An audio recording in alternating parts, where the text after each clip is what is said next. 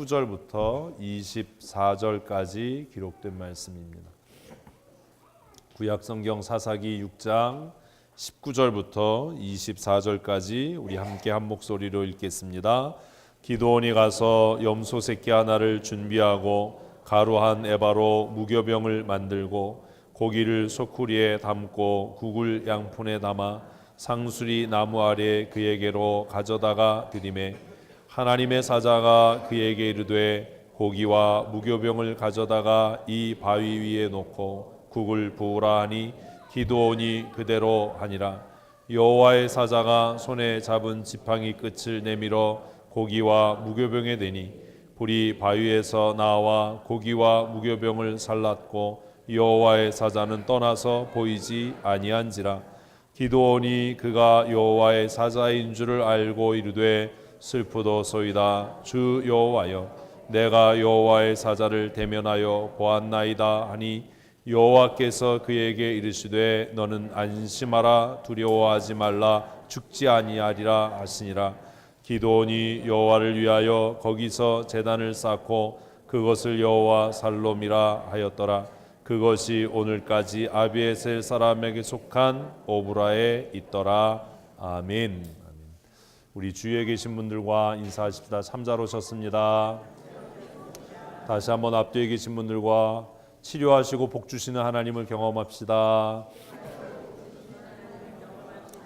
아멘. 우리 청소년부는 왜 안 해? 날마다 하나님의 율례와 법도를 따라 순종하고 살아감으로 치료하시고 강건케 하시고 회복케 하시는 하나님의 은혜를 누리는 믿음의 사람들 되시기를 축복합니다. 오늘은 우리가 성찬 예배로 예배합니다. 성찬에 참여하기 전에 여러분 우리 자신의 죄와 허물을 하나님 앞에 아뢰고 죄 사함을 얻고 성찬에 참여하는 믿음의 사람들이 되셨으면 좋겠습니다. 사사기는 우리 한글 성경에 다른 이름으로 판관기라는 이름을 가지고 있습니다. 사사기라는 그 말은 영어 성경의 그 뜻을 그대로 한문으로 가지고 온 것이지요. 이것을 다시 다른 말로 번역하면 판관기라고 이렇게 번역할 수 있는데 그것은 재판관들의 이야기라는 말입니다. 이스라엘의 사사들은 재판관의 그 기능들을 가지고 있었습니다. 그런데 사사기의 내용을 보면 그 사사들이 한 번도 재판한 적은 없지요. 그런데 왜 사사기를 재판장들의 이야기라고 성경은 제목을 붙였을까라고 하는 부분을 오늘 말씀을 함께 나누면서 첫 번째 숙제로 드리니까 한번 여러분들이 생각해 보셨으면 좋겠습니다. 이렇게 숙제라고 이야기하고 또 얼마 안 가서 답을 홀랑 얘기해 버리죠. 잘 들으시면 어렵지 않게 답을 찾으실 수 있을 겁니다.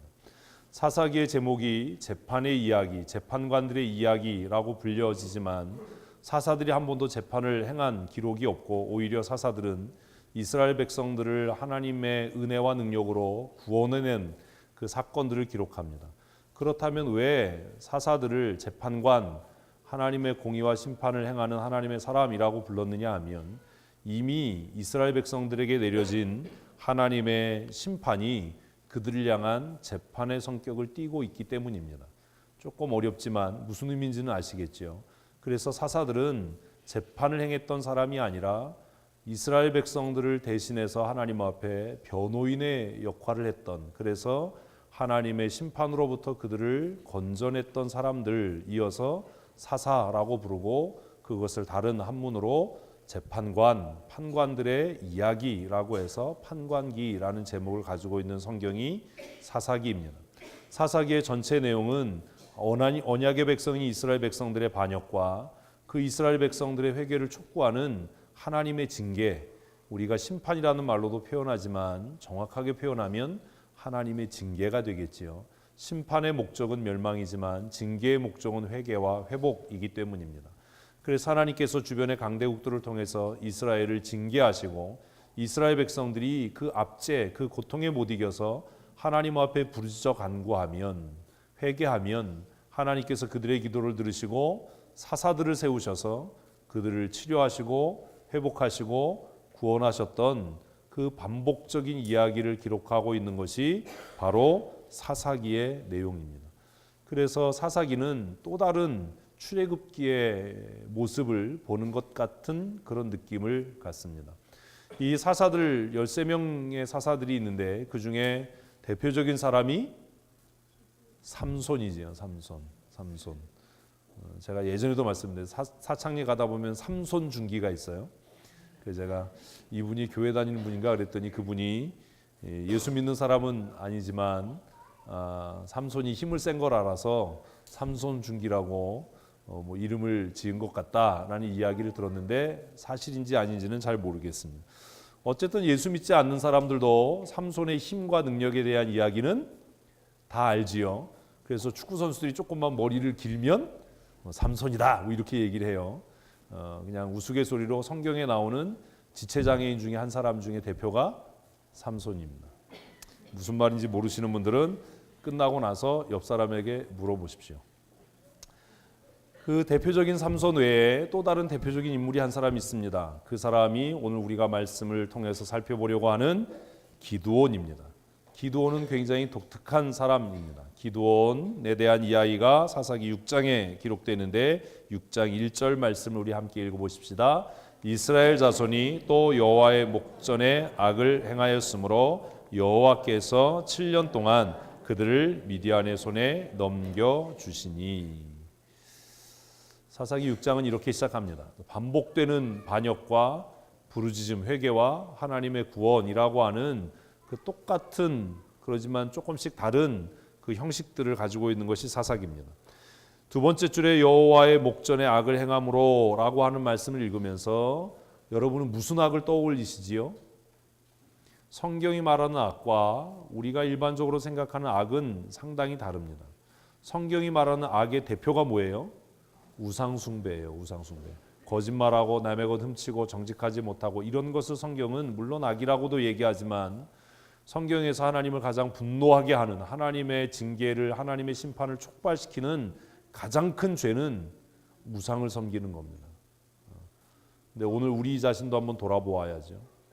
예배가 수단이 되면 우리는 예배를 통해 우상을 섬기는 행위를 하는 게 되는 겁니다. 자녀들이 우상이 될 수도 있습니다. 돈이, 건강이 우상이 될 수도 있습니다. 내 체면이 우상이 될 수도 있습니다. 세상의 권력과 명예와 성공이 또 다른 우리의 우상이 될 수도 있습니다. 기독교의 타락, 종교개혁이 필요했던 이유 중에 하나가 뭐냐 하면 예배가, 신앙이 우상숭배가 돼버린 거예요. 우리가 가끔 아이들에게 그렇게 이야기합니다. 너 매일 성경 읽으면 용돈 줄게. 예배 시간에 떠들지 않으면 맛있는 거 줄게. 성경 읽고 암송하면 상 줄게. 이렇게 얘기를 해요.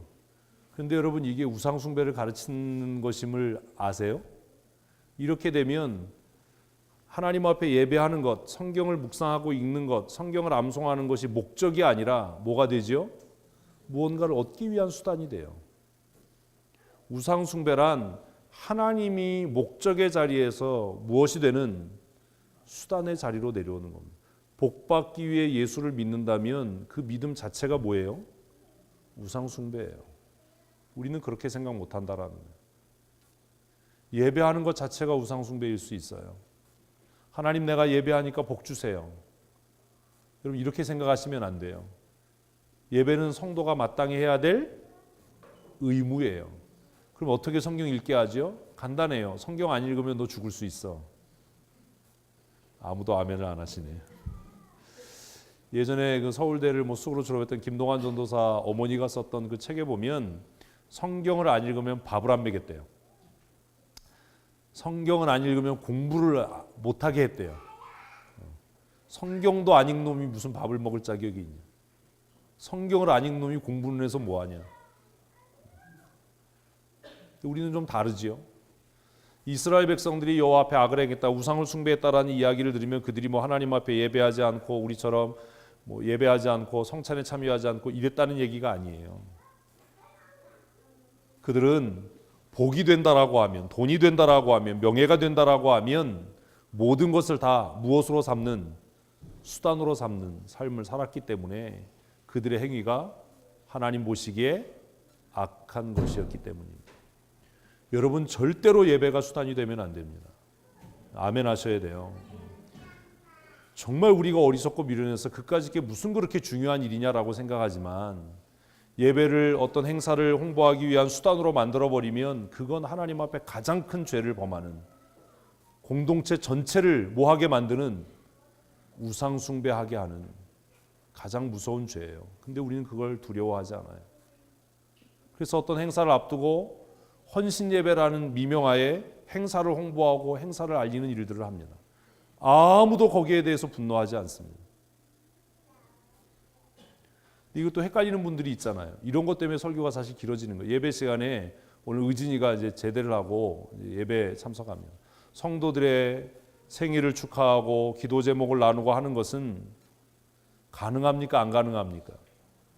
그건 성도의 교제로 예배한 부분이에요.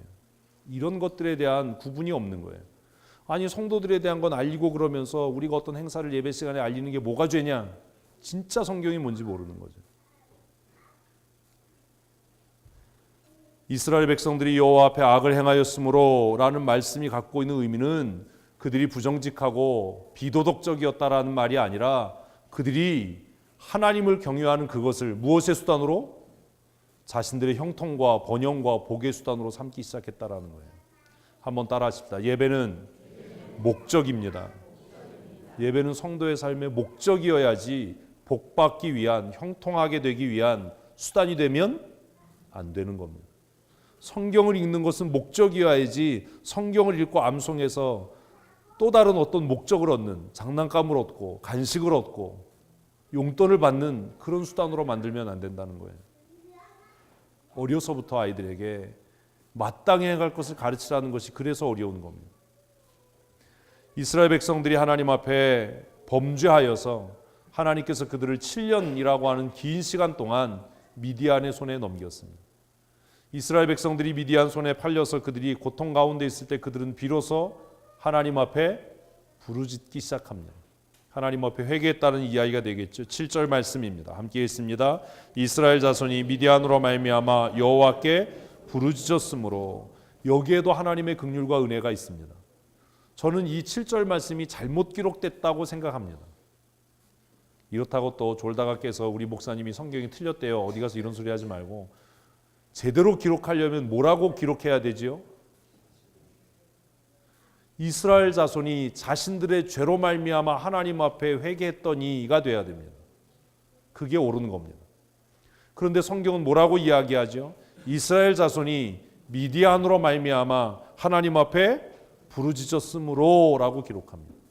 이것은 하나님의 긍휼과 자비의 최대한의 표현입니다. 하나님께서는 이스라엘 백성들이 자신의 죄를 회개하고 고백하지 않았음에도 불구하고, 느낌이 그렇잖아요. 지금 다가오는 현실적인 고통과 아픔으로 인해서 하나님 앞에 그 고통의 원인이 되었던 미디안으로 인해서 하나님 앞에 부르짖을 때 하나님은 너무나 긍휼하시고 너무나 자비하셔서 그것을 무엇으로? 회개로 인정하셨다라는 말 아닙니까? 여러분은 별로 감동이 안 되시나 봐요. 이게 하나님의 긍휼이에요. 우리가 미련하고 아둔해서 미처 회개할 것을 알지 못할 때라도, 우리가 말할 수 없는 고통 가운데 신음같이 하나님 앞에 간구할 때라도 하나님은 그것을 우리의 회개로 들으시고 우리의 그 신음 같은 부르짖음에도 응답하시더라. 그래서 하나님은 좋으신 아버지이십니다. 아멘. 날마다 그 좋으신 아버지를 경험하십시오. 우리의 신음 같은 기도에도 응답하시는 하나님, 그들이 자신들의 죄를 회개하지 못하고 미디안으로 말미암아 고통 가운데 하나님 앞에 부르짖을 때 하나님께서 그 기도를 들으셨다라는 거죠. 마치 기다리신 것 같은 거예요. 하나님의 마음이 이런 거예요. 목사의 마음도 이런 거예요. 그냥 한마디만 잘못했다라고 하면, 잘못한 척이라도 하면, 얼굴에 잘못한 기색이라도 있으면 내가 너를 뭐 하겠다? 용서하겠다라고 미리 준비하고 계시는 하나님을 7절을 통해서 보시지 않습니까? 여러분, 그게 안 보이십니까? 하나님께서 이스라엘의 부르짖음을 들으시고 11절 말씀 함께 읽습니다. 여호와의 사자가 아비에셀 사람 요아스에게 속한 오브라에 이르러 상수리 나무 아래에 앉으니라. 마침 요아스의 아들 기드온이 미디안 사람에게 알리지 아니하리 하여 밀을 포도주 틀에서 타작하더니. 이렇게 자세하게 기록하는 이유가 뭐지요? 뭔가 이렇게 자세하게 기록할 땐 이게 상당히 중요하다라는 거죠. 중요하다. 뭐가 중요하겠어요? 여러분들이 스스로 한번 생각해 보세요. 미디안은 참 이상한 사람입니다. 뭐가 이상하죠? 옛날에 한번 이 말씀 본문으로 한번 말씀을 전했는데요. 타작을 어디서 해요? 마당에서 하지요. 여러분들 타작을 보통 포도주 틀 속에 가서 하세요. 여러분들도 이상하신 분들이 여기 또 있네요. 타작하면 대부분 넓은 마당에 자리를 깔고 그렇게 하지요. 근데 미디안은 어땠어요? 미디안인데 기드온은 어땠어요? 미디안 사람에게 들키지 않으려고 자기만 먹고 살겠다는 거죠. 어디에 들어갔어요? 포도주 틀 속에 들어가서 몰래 타작을 하는, 좀 비겁하고 이기적이고 야비하고 비열하고 하여튼 안 좋은 단어를 다 갖다가 붙여도 별로 억울할 것이 없을 것 같은 그런 사람이었습니다. 하나님은 참 이상한 것 같아요. 이 시대에 용사가 없었겠습니까? 이스라엘의 정의감에 불타고 담대한 사람이 없었겠습니까? 하나님은요, 스스로 능력 있고 스스로 정의감에 불타는 사람들을 쓰지 않아요. 그 사람들은 결국 누구의 의를 이룰 거예요? 자신의 의를 이룰 거예요. 여러분, 교회에서 정의감 불태우지 마십시오. 어떤 사람들 보면 교회에서 스스로 정의롭고 스스로 막 정의감에 불타서 막 뭔가를 바로잡으려고 하고 뭔가를 세우려고 하지만, 미안하지만 하나님은 그런 사람들을 쓰지 않는다라는 겁니다.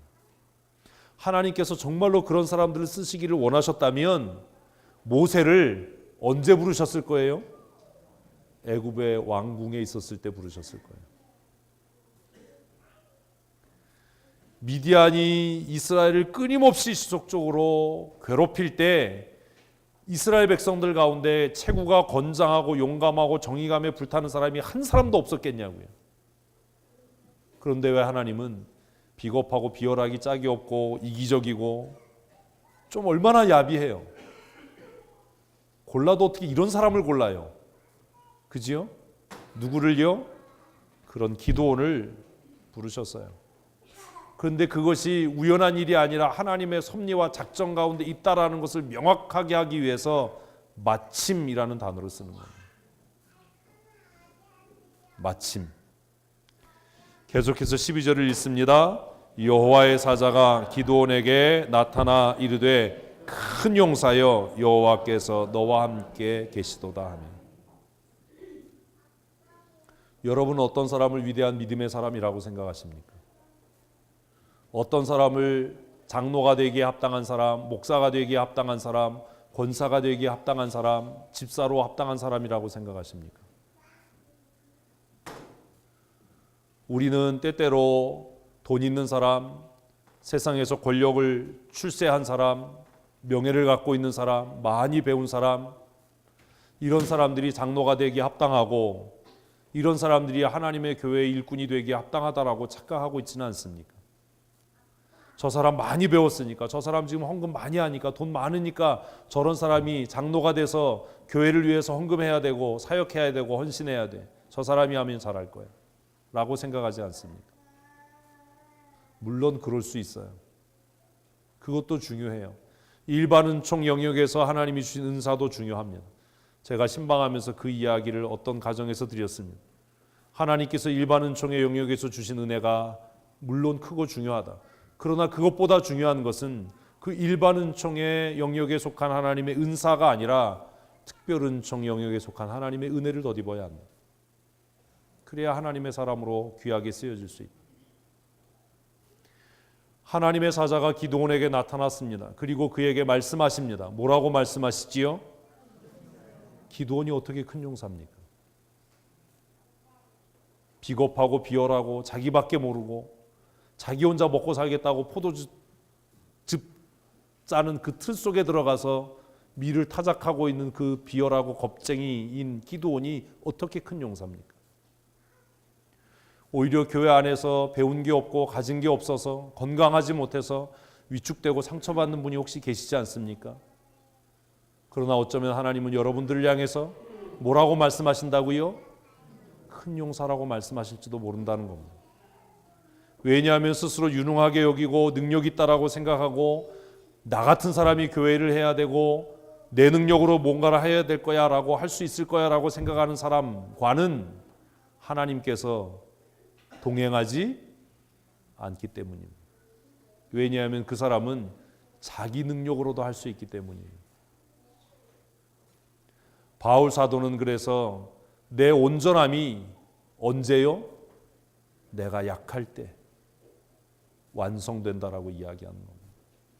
그래서 우리는 복음 성가를 통해서 약할 때 그렇게 찬송하면서도 우리는 스스로 강한 척하기를 원해요. 끊임없이 교회 안에서 센 척하기를 원하고 강한 척하기를 원하고 능력 있는 내가 저 일을 해야지, 돈 많은 내가 저 일을 해야지, 헌금 많이 하는 내가, 몸으로 헌신 많이 하는 내가 교회에 마땅한 권리가 있고 주인이지라고 생각하는 그 교만함과 오만함을 벗어나지 못한다라는 겁니다. 사랑하는 성도 여러분, 우리가 많이 배우고 건강하고 돈이 있어서 큰 용사가 되는 게 아닙니다. 말씀드린 것처럼 저는 제가 개인적으로 저를 생각하면 목사 되면 안 될 사람이에요. 성격도 별로 안 좋고요. 성질 급하고요. 20대에는 화를 잘 못 참았어요. 신학교 다닐 때도 서울에서 운전하면 그 영등포에서 여의도 올라가는 그 고가도로가 항상 차가 막혀요. 왜 막히냐 하면 이렇게 쭉 와가지고 고가도로 앞에서 끼는 차들이 있어요.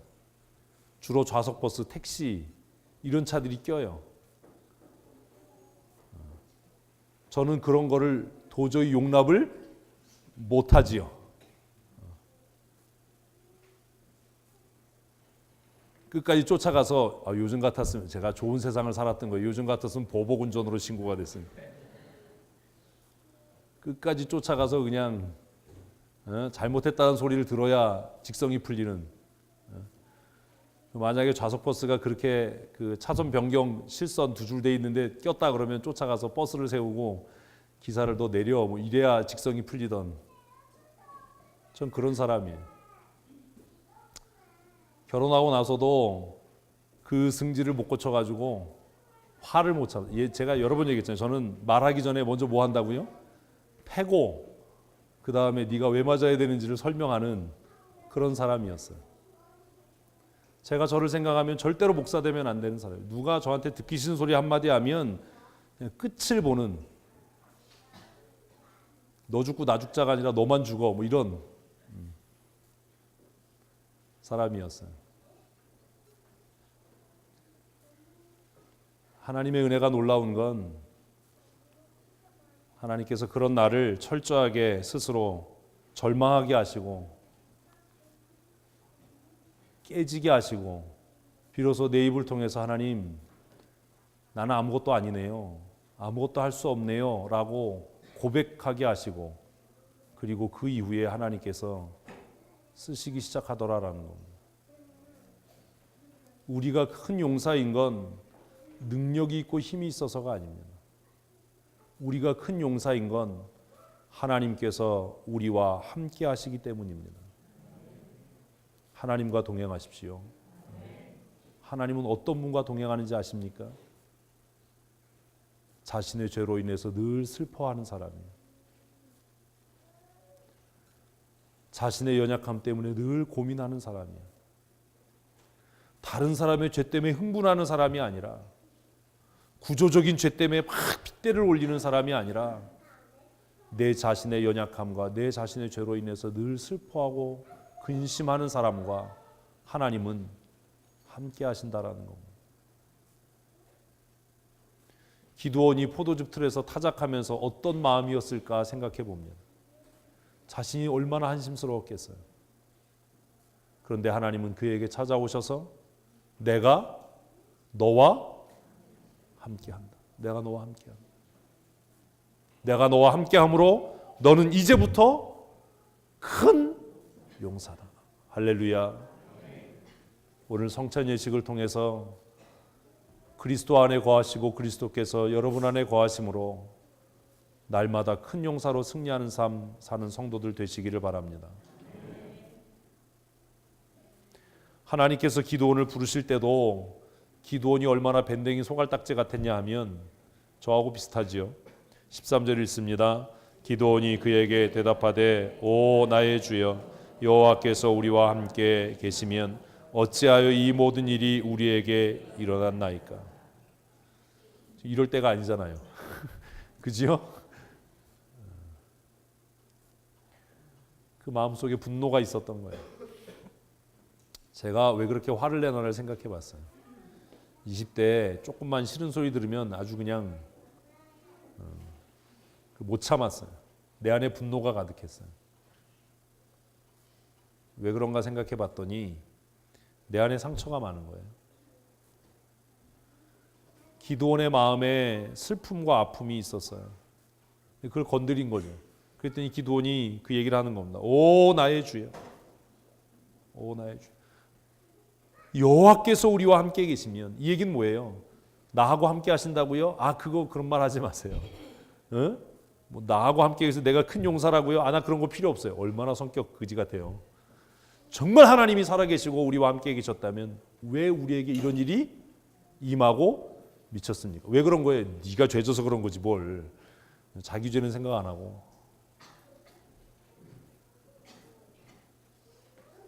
계속해서 기드온의 항변을 우리 들어보십시다.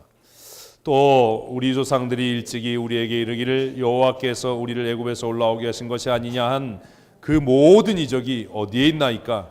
이제 여호와께서 우리를 버리사 미디안의 손에 우리를 넘겨주셨나이다 하니, 자신들이 죄진 건 생각 못하는 거예요. 하나님께서 왜 그들을 버리셨어요? 그들이 범죄했으니까요. 근데 하나님은 이거에 대해서 아무 말 안 하세요. 왜 안 하시냐 하면 이스라엘의 부르짖음을 이스라엘의 회개로 이미 간주하셨기 때문입니다. 그래서 그의 이것에 대해서 아무 말씀 안 하시고 오히려 그에게 명령하십니다. 함께 읽겠습니다. 14절입니다. 여호와께서 그를 향하여 이르시되 너는 가서 이 너의 힘으로 이스라엘을 미디안의 손에서 구원하라. 내가 너를 보낸 것이 아니냐 하시니라. 지금 색칠돼 있었던 단어를 기억하시지요? 그냥 읽으시기에 바빠서 쟤는 왜 색깔이 있지 이런 생각을 못 하시나요? 여기에 뭐라고 돼 있어요? 너는 가서 이 너의 힘이에요. 너의 힘이 아니라. 여기다 이를 쓴 이유가 뭘까요? 아, 기드온이 이름이고 성이 이씨였어요? 무슨 힘으로요? 하나님이 동행하시는 능력과 힘으로. 그것을 명확하게 한정짓는 겁니다.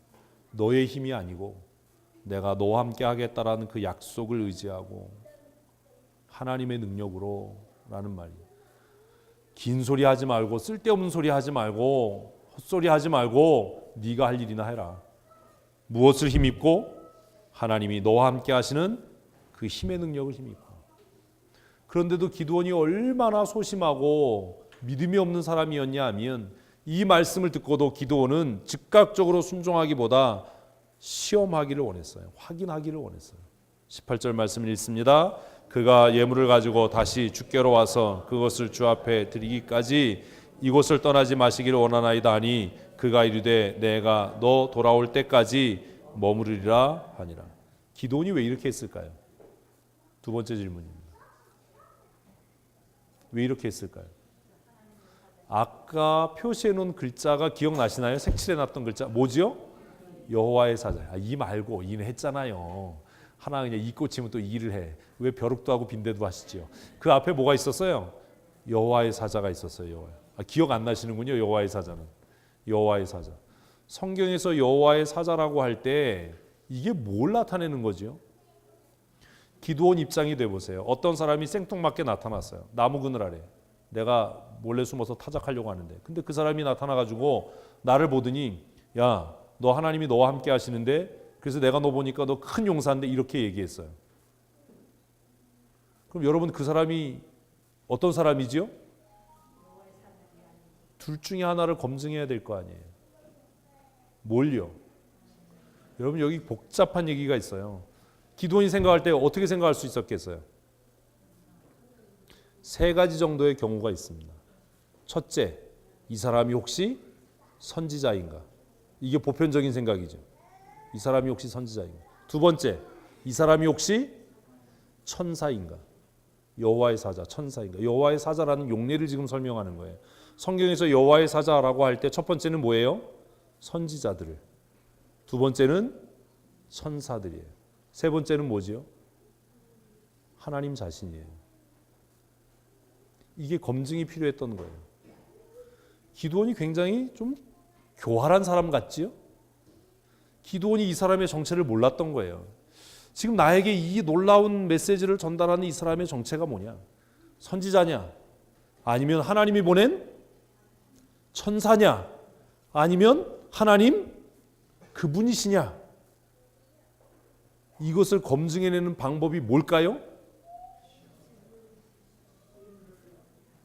예물을 드려보는 거예요. 기드온이 그래도 성경을 좀 읽은 사람인 것 같아요.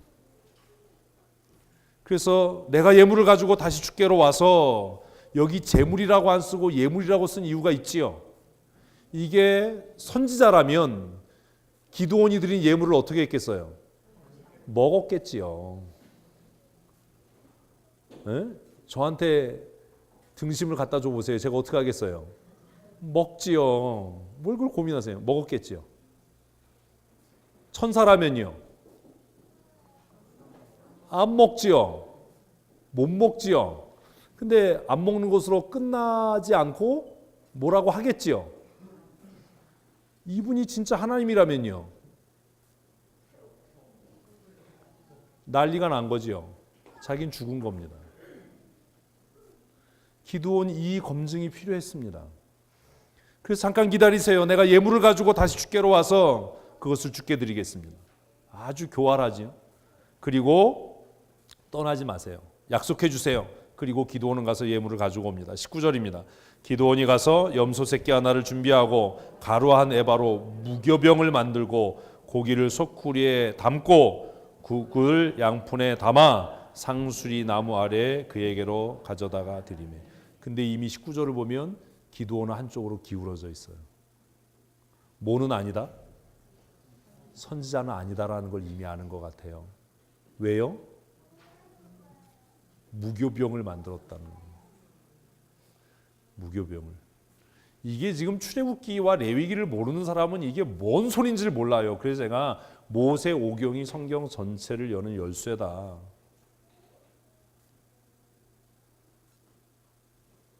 하나님 앞에는 뭘 못 드려요? 무교병을 드릴 수 없어요. 유교병을 드릴 수 없어요. 왔다 갔다 하는 사람이 많아서 제 정신이 왔다 갔다 하는 거예요. 여러분, 가능하면 왔다 갔다 하지 마세요. 제 정신도 들어왔다 나갔다 하니까. 무교병을 만들었다라는 것을 반죽한 발효된 반죽이 없었기 때문이다라고도 해석할 수 있지만, 가루 한 에바로 무교병을 만들고라고 쓴 것을 보아하니 고의적으로 뭐 한 거예요? 무교병을 만든 거죠. 왜요? 이스라엘 사람들은 주식이 빵이었기 때문에 항상 집에 뭐가 있어요? 발효된 반죽이 있었거든요. 그래서 이제 한 가지는 제거가 된 거예요. 기드온도 아는 거예요. 이 사람이 뭐는 아니다? 선지자는 아니다. 둘 중에 하나다. 천사든지 하나님이시든지 갖고 왔어요. 근데 가져온 걸 보니까 뭐 같아요? 식사 같기도 하면서 하나님 앞에 드리는 번제물 같기도 한 거예요. 이 자체가 아리송한 거예요. 아주 그냥. 응? 계속해서 20절 읽습니다. 하나님의 사자가 그에게 이르되, 아직도 이제 하나님의 사자라고 쓰는 겁니다. 정체가 확실하지 않으니까 뭐라고요? 고기와 무교병을 가져다가 이 바위에 놓고. 그럼 먹을 기세는 아니지요? 그 다음에 뭐라고 이야기합니까? 국을 부으라. 국을 왜 부어요? 이것이 우연한 일이 아니다. 무슨 사건이 생각나야 됩니까? 갈멜산산이 생각이 나야 됩니다. 엘리야가 드렸던 번제단의 이야기가 생각나야 됩니다. 엘리야는 제물을 벌려놓고 그 위에 물을 붓도록 명합니다. 그 물이 도랑에 차고 넘치도록 붓도록 합니다. 왜요? 이것이 속임수가 아니다. 이것이 사람의 능력으로 이루어지는 일이 아니다라는 것을 보이기 위함이었습니다. 마치 그 일을 보는 것 같지 않습니까? 성경을 많이 제가 읽으라고 말씀드리고 매해마다 성경 문제를 계속 내드리는 이유는 이런 것들이 서로 연결되어져서 성경을 보다 풍성하게 이해하게 하기 위함입니다. 이제 국을 부었으니 첫째 뭐 할 건 아니고 먹을 건 아니고, 그죠? 이게 천사라면 이건 하나님 앞에 드리는 번제물이야, 하나님께 예배를 드려라고 할 텐데 국을 부어버렸으니 불은 못 붙일 거고, 인간의 능력으로는. 물론 요즘같이 가스토치가 있으면 어떻게 해볼 수도 있지만 이거 안 되는 거잖아요. 그러면 이게 하나님 앞에 드려지려면 이분이 무엇이어야 되는 거예요? 하나님 그분이어야 하는 겁니다. 이제 이쯤 되면 기드온이 살짝 쫄았겠죠. 아, 내가 하나님을 만났나? 21절 읽습니다. 여호와의 사자가 손에 잡은 지팡이 끝을 내밀어. 이제 끝난 거죠. 어떻게 됐을까요? 고기와 무교병에 대니 불이 바위에서 나와 고기와 무교병을 살랐고 게임 끝. 아, 뭐였다? 하나님이셨다. 이분은 하나님 그분이었다. 이제 돌에서 불이 붙어서 국에 젖은 고기하고 무교병을 다 태워버린 거죠. 이 얘기는 무슨 얘기예요? 하나님이 그의 재물을